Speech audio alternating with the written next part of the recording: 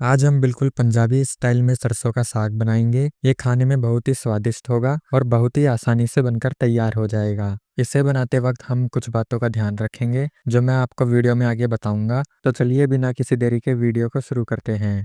तो सरसों का साग बनाने के लिए सबसे पहले हमें हरी सब्जियां लेनी है। मैंने यहाँ पर 3 हरी सब्जियां ली हैं, जिसमें सबसे पहले मैंने ली है 250 ग्राम सरसों। इसके बाद मैंने ली है 100 ग्राम पालक और पालक के बाद मैंने ली है 50 ग्राम बथुआ। इन तीनों हरी सब्जियों की आप मोटी मोटी डंठल हटा दें और इन्हें आप अच्छे से धोकर साफ कर लें। इन्हें धोकर अच्छे से साफ करने के बाद अब हमें एक बड़ी थाली लेनी है, जिसमें हम इन तीनों सब्जियों को काटेंगे। इन्हें काटने के लिए हम एक धार वाले चाकू का प्रयोग कर रहे हैं, जिससे सब्जियां आसानी से कट जाएंगी। अब हमने इन तीनों सब्जियों को अच्छे से काट लिया है। आप इन्हें बारीक बिल्कुल भी मत काटिए, क्योंकि उसमें आपका काफी वक्त बर्बाद होगा। तो चलिए, सब्जी तो हमने काट ली है, अब इन्हें कुकर में पकाते हैं। इसके लिए हमें एक बड़ा कुकर लेना है, जिसमें हमें सारी तीनों कटी हुई सब्जियां डाल देनी है। अब ये सारी सब्जियां डालने के बाद हमें इसमें 3 से 4 बारीक कटी हुई हरी मिर्च डालनी है। इसके बाद हमें इसमें 4 से 5 बारीक कटे हुए लहसुन के कलियां डालनी है और एक बारीक कटा हुआ अदरक का टुकड़ा डालना है। इससे टेस्ट बहुत ही अच्छा आता है।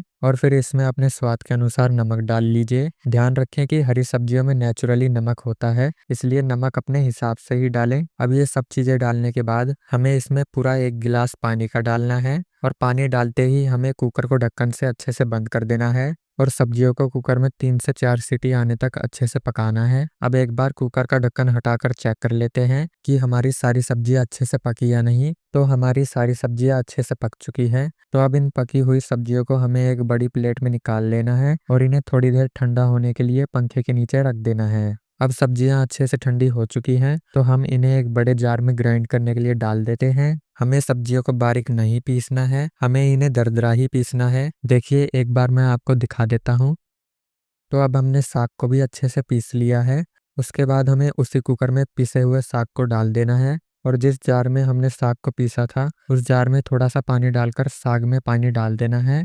इसके बाद साग को हमें अच्छी तरह से लो फ्लेम पर 20 से 25 मिनट तक करछी चलाते हुए पकाना है। तो चलिए, अब साग को हम अच्छे से पकने देते हैं और जितने साग पक रहा है उतने हम साग में डालने के लिए मक्के की स्लरी तैयार कर लेते हैं। इसके लिए हमें 3 चम्मच मक्के का आटा लेना है। अगर आपके पास मक्के का आटा ना हो तो आप इसमें बेसन का भी इस्तेमाल कर सकते हैं। अब हमें इसमें थोड़ा थोड़ा करके पानी डालना है और इसे अच्छे से पानी में मिलाना है। अब हमने मक्के के आटे की स्लरी बनाकर तैयार कर ली है। साग में हमने मक्के की स्लरी की 3 से 4 चम्मच डाली है और फिर इसे साग में करछी से मिला लेना है। अब साग को हमें अच्छी तरह से पकने देना है। तो साग को 10 से 15 मिनट तक पकाने के बाद अब साग अच्छे से उबलना स्टार्ट हो गया है। तो अब हमें इसे 10 मिनट के लिए और पका लेते हैं।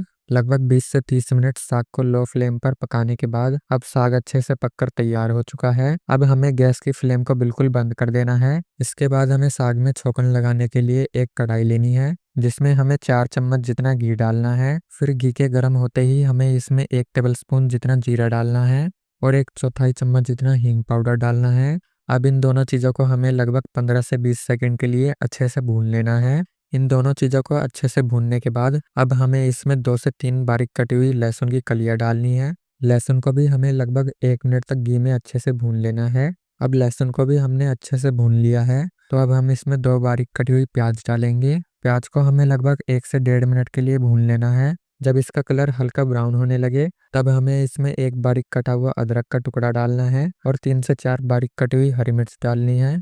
अब ये दोनों चीज़ें डालने के बाद हमें इन्हें फिर से लगभग 1 मिनट के लिए भून लेना है। अब हम इसमें एक बारीक कटा हुआ टमाटर डालेंगे और टमाटर को भी हमें 1 मिनट के लिए अच्छे से भून लेना है। अब इसके बाद हम इसमें 3 ही मसालों का इस्तेमाल करेंगे, जिसमें सबसे पहले 1 टेबल स्पून लाल मिर्च पाउडर डालेंगे, 1 टेबल स्पून धनिया पाउडर डालेंगे और अपने स्वाद के अनुसार नमक डालेंगे। ध्यान रखिए, नमक हमने पहले भी साग में डाला है। ये तीनों मसाले डालने के बाद मसालों को हमें सब्जी में अच्छे से मिला लेना है और सब्जी को घी छोड़ने तक अच्छे से पकाते रहना है। अब लगभग 3 से 4 मिनट पकाने के बाद सब्जियों ने अच्छे से घी छोड़ दिया है। तो हमें कढ़ाई में सारा साग डाल देना है और साग को सब्जियों में अच्छे से मिला लेना है। हमने साग को 20 से 25 मिनट के लिए पका लिया था और सब्जियों को भी 4 से 5 मिनट के लिए पका लिया था। तो आपको साग को पकाने की ज़रूरत नहीं है, बस आप इसे 5 से 6 मिनट के लिए अच्छे से और पका लें। अब लगभग 5 से 6 मिनट बाद साग अच्छे से पक चुका है। अब हमारा पंजाबी स्टाइल में सरसों का साग बनकर बिल्कुल रेडी हो चुका है। आप इसे मक्के या बाजरे की रोटी के साथ सर्व कीजिए ये खाने में बहुत ही ज़्यादा स्वादिष्ट लगता है। अगर आपको हमारी आज की ये रेसिपी अच्छी लगी हो तो वीडियो को लाइक करें और हमारे चैनल को सब्सक्राइब करने के साथ ही बेल आइकन को प्रेस कर दें।